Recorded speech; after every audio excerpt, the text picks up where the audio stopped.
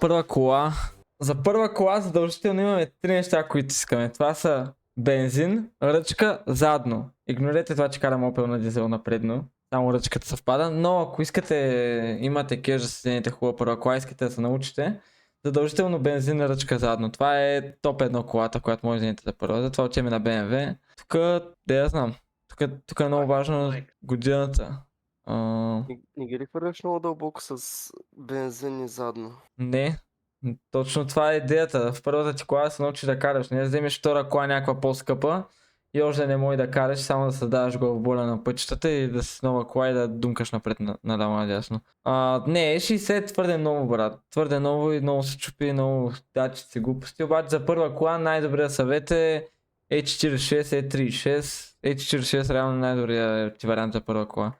Винаги скипваш единичките не са BMW, те са някакви други. Ей ти брат, 5 бона. Нали кажа 5 бона? 5500.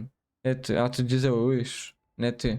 Дизел не искаме, брат. Те много скъпи те BMW-та, бе, брат. Една до 5к. Още едно нещо ще направим. Тук ще изберем двигател бензинов, ръчна скоростна кутия. И ние сме избрали задното от това. Единичките винаги ги скипваме, това вече ви го казах. Дали да има газ? По-добре да има газ. Защото има ли газ, повече километри ще навъртите, защото ще имате пари да си купувате гориво. Затова гъста ви е окей, не е нужно да вземате чрез бензин. Ето ви Софийското BMW. Има място за путки, има място за авери, ръчка е, задно е, 150 коня, то това е двойка бензин, нали? Да, двойка бензин.